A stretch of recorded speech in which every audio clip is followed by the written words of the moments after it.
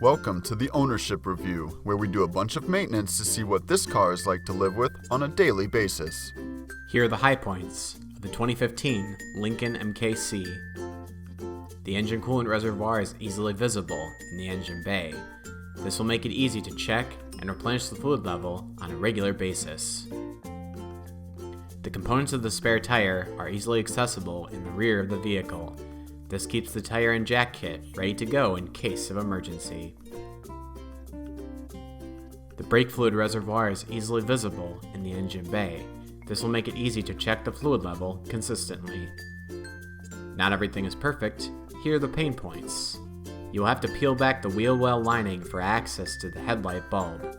This lining can grow tight to the vehicle and be difficult to peel back. To change the wiper blades, you will need to use a tool. Other models will not require the use of tools.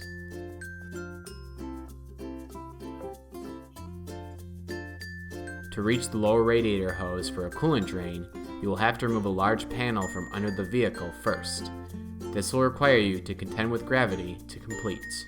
Overall, the 2015 Lincoln MKC is a moderately difficult vehicle to maintain and will require plenty of time and tools to repair.